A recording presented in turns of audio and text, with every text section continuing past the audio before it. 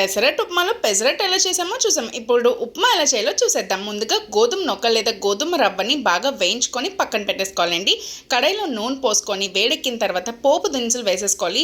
ఆవాలు, మినపప్పు, పచ్చిశనగపప్పు, కరివేపాకు, ఉల్లిపాయలు, పచ్చిమిరపకాయలు. కొంచెం కారంగా తినాలి అనుకునే వాళ్ళు పచ్చిమిరపకాయలు కొంచెం ఎక్కువ క్వాంటిటీలో వేసుకోండి. అవి బాగా వేయించిన తర్వాత 2 గ్లాసులు వాటర్ వేసేసుకోవాలి. సో నేను ఇక్కడ 1 గ్లాస్ గోధుమ నొక్క తీసుకుంటే 2 గ్లాసులు నీళ్లు పోసుకున్నాను. సో మీరు అలా కొలతను బట్టి వేసుకోండి. ఈ స్టేజ్లోనే తగినంత ఉప్పు కూడా యాడ్ చేసుకొని కలిపేసుకోవాలన్నమాట. కొంచెం ఉప్పుగా చూసుకుంటే మనకి ఉప్పు సరిపోతుంది. సో వాటర్ ఉప్పుగా ఉండాలి, అది గుర్తుపెట్టుకోండి. ఇప్పుడైతే నూక వేస్తూ కలుపుతూ ఉండాలన్నమాట, లేకపోతే ఉండలు చుట్టేస్తాయి, అది గుర్తుపెట్టుకోండి. వన్స్ ఉండలు చుడితే కష్టం అనమాట. సో ఇప్పుడు తలతలా మరుగుతుంది. మూత పెట్టేస్తే 5 నిమిషాల్లో ఉప్మా అయితే రెడీ అయిపోతుంది. సో చాలా సింపుల్ కదా, మీరు కూడా చేసేసుకోండి. Bye, thank you.